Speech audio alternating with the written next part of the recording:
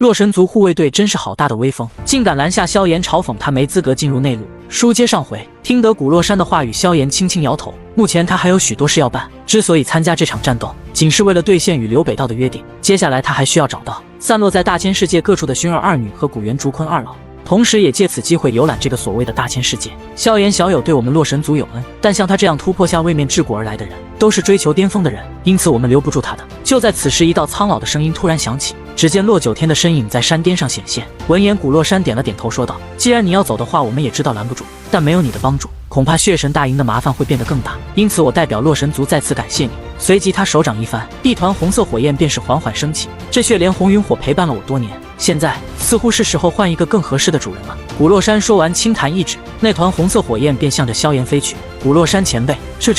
萧炎接住血莲红云火后，惊讶的道：“这可是亿万炎焰榜上排名第126的火焰，现在古洛山竟直接赠予了他，珍宝自当配英雄。”古洛山笑道。听得此话，萧炎本想再说些什么，却又停了下来。看来古洛山是下了决心将这火焰赠予他了。当下便是拱手道：“古前辈赠予的这份造化，晚辈日后定会回来相报。”萧炎没有拒绝的原因，主要是自己在下位面巅峰的实力，在大千世界这里并不算特别突出，6品至尊的地位，甚至可能还不如斗气大陆上的斗宗。而要在这大千世界中立足，那就必须需要拥有强横的实力。之前萧炎已是从刘北道那获得了6玄天火，再加上现在古洛山赠予的血莲红云火，若能通过焚诀吸收炼化，那么他的实力无疑将得到显著提升。你打算什么时候离开？一旁洛九天突然问道。应该是这几天内。呵呵，那不如在离开前跟我去一个地方逛逛再走如何？什么地方？洛神族。在浩瀚的天地间弥漫着浓郁的灵力，这里是洛神大域的中心地带洛神大陆，而洛神族的内族也是坐落于此。忽然2道破空声在天空中响起，随即2道细小的身影宛如流星般飞掠而过。洛神大陆分为外陆与内陆，我们现在正处于靠近内陆的外陆地带。洛九天望着远方的天际说道。萧炎闻言向着前方望去，他能感觉到作为西天界4大神族之一的洛神族拥有的庞大实力和千万年积累的深厚底蕴。在以这般速度飞行了约10数分钟后，萧炎的视野中终于出现了一片无际的汪洋，这是洛神内陆的护族天河洛天河。洛九天介绍道，洛天河呈圆环之状，将洛神大陆的外陆与内陆隔开了约10万里距离，而洛天河的中心便是洛神内陆。听到洛九天的解释后，萧炎点了点头，对洛神族的庞大规模感到惊讶。经过数分钟的飞行，2人终于跨越了洛天河，紧接着一片广阔无垠的大陆出现在了萧炎视野中。萧炎向前望去，只见得一道巨大无比的光照从天边伸展而下，光照之上，一道庞大的阵法在缓缓旋转，一股令萧炎心悸的强大波动从中散发而出，这便是洛神族的护族大阵。突然，空中传来一道道破空之声，紧接着穿着黑色铠甲的数千道身影迅速飞来，出现在了萧炎2人面前。见状，萧炎心中暗想，这便是洛神族的护族卫队吧？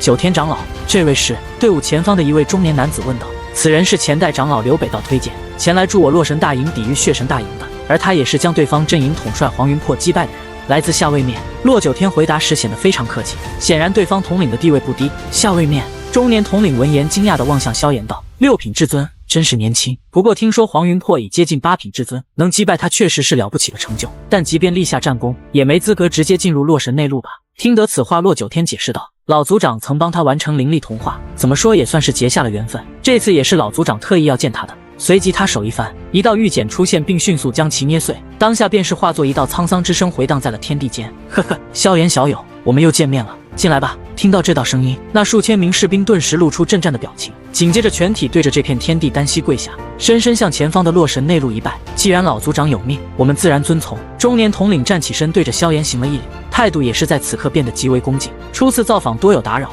还望统领海涵。萧炎礼貌的回礼。走吧。洛九天微笑着带头朝那片辽阔的大陆飞去。大约数十分钟后，萧炎看到了一幕令人震惊的景象，那是一道巨大裂缝，竟比斗气大陆双地之战时形成的双地之渊还要广。